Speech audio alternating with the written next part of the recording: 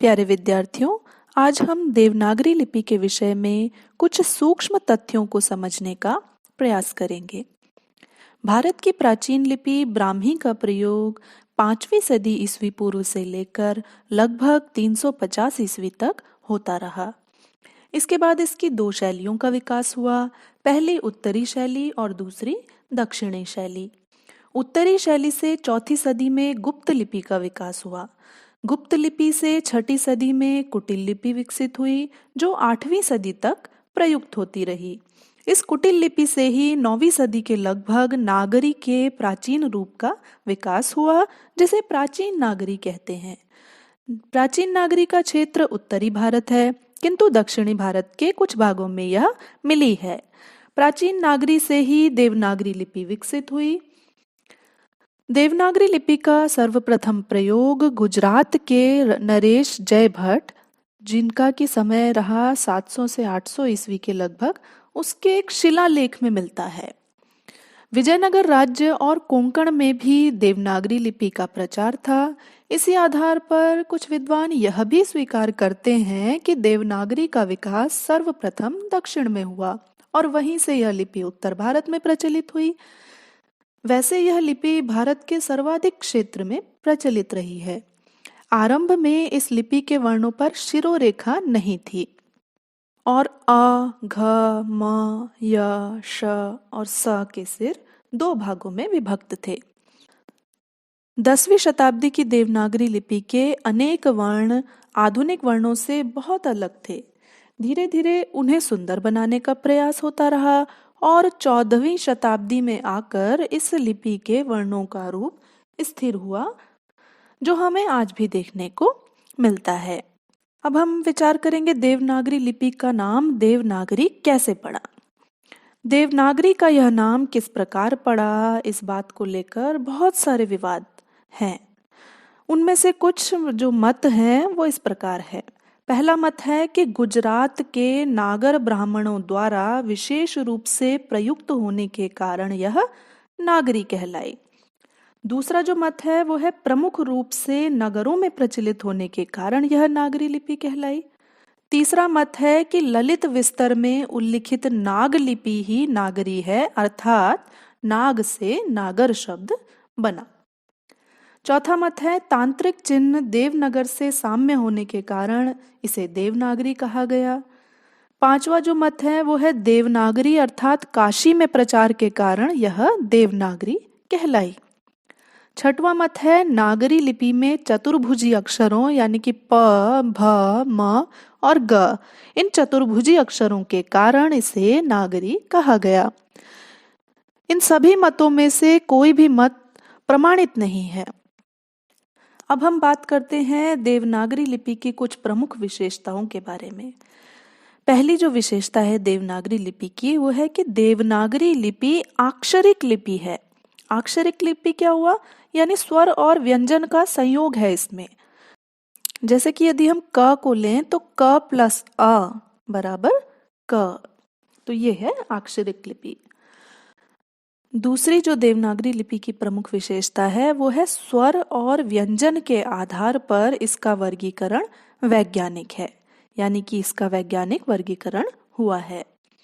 देवनागरी लिपि की जो तीसरी विशेषता है वो है इसमें अक्षर का नाम ध्वनि के अनुरूप होता है। जैसे उर्दू में काफ, अंग्रेजी में के, इसके स्थान पर नागरी लिपि में क मतलब क ही है। चौथी विशेषता है अक्षर इसमें बहुत ज्यादा हैं, इसलिए इसमें महाप्राण बनाने की जरूरत नहीं है। जैसे घ को इंग्लिश में लिखते हैं GH, ख को अगर हमें इंग्लिश में लिखना पड़े तो KH, अगर कोई स्पेलिंग बनानी है आदि। पांचवी विशेषता है ह्रस्व तथा दीर्घ स्वर के लिए अलग अलग चिन्ह है। जैसे छोटी की मात्रा हो गई, बड़ी की मात्रा हो गई, या छोटे ऊ की मात्रा, बड़े ऊ की मात्रा, अलग अलग चिन्ह है। छोटे ऊ की मात्रा, बड़े ऊ की मात्रा, ये आदि इस तरह के चिन्ह ह्रस्व और दीर्घ के लिए अलग अलग हैं। छठवीं विशेषता है देवनागरी लिपि सुपाठ्य है, यानी कि आसानी से पढ़ी जा सकती है। देवनागरी लिपि में जहाँ अनेक विशेषताएं हैं, वहीं कहीं ना कहीं हमें इसमें कुछ दोषों के भी दर्शन होते हैं। देवनागरी लिपि का जो पहला दोष है वो है इसमें क, ख, ग आदि व्यंजनों में स्वर भी मिले हुए हैं, जबकि स्वर और व्यंजन तो अलग अलग होने चाहिए थे, जैसे क प्लस अ, क। दूसरा जो दोष है वो है नागरी लिपि में दंतोष्ठ्य व के लिए कोई चिन्ह नहीं है। इस लिपि में व से कई ध्वनियां व्यक्त होती हैं, जैसे व, उ प्लस व प्लस अ यानी कि व।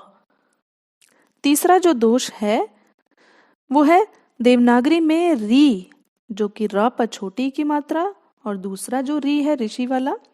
इसके अलावा तालव्य श और मूर्धन्य श ये चिन्ह है, अर्थात एक ध्वनि के लिए ही कई चिन्ह हैं। देवनागरी लिपि का जो चौथा दोष है वो है दो चिन्हों को एक पढ़े जाने का भ्रम नहीं होना चाहिए, जबकि देवनागरी में ऐसा एक दोष है, जैसे कि घ और ध सिर्फ शिरोरेखा का थोड़ा सा अंतर है, उसका सिर दो भागों में विभक्त है। म और भ यहाँ भी शिरोरेखा म और भ में दो भागों में विभक्त है। रा और श ये भी एक जैसे दिखते हैं, कहीं ना कहीं भ्रम होता है।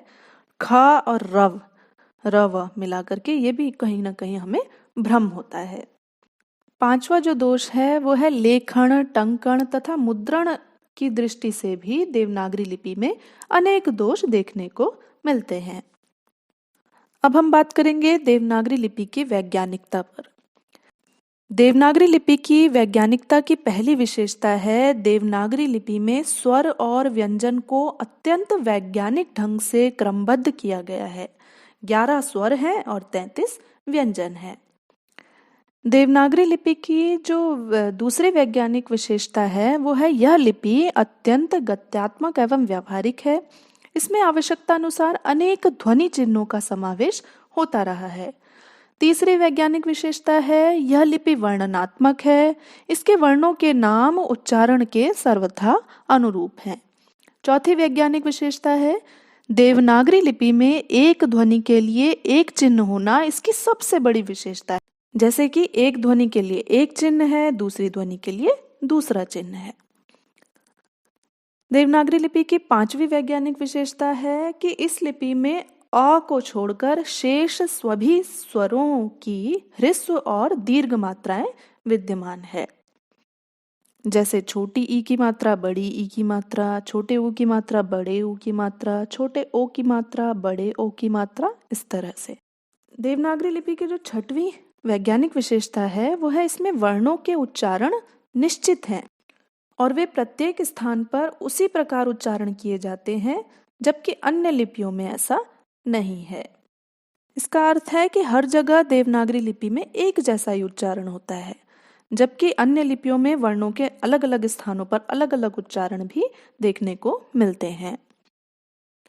देवनागरी लिपि की जो छठवीं वैज्ञानिक विशेषता है वो है इस लिपि में स्वर की ह्रस्व और दीर्घता एक ही आकृति में तनिक सा अंतर करके दिखाई जाती है, जैसे ह्रस्व छोटी ई, दीर्घ बड़ी ई, बस इसमें छोटी ई में ई लिखा और दीर्घ बड़ी ई यानी जो हुआ उसमें बड़ी की मात्रा आ गई, लिखने में ई ही लिखा, इसके ऊपर एक मात्रा लिख दी, तो ये तनिक सा अंतर हो गया ह्रस्व और दीर्घता की आकृति में।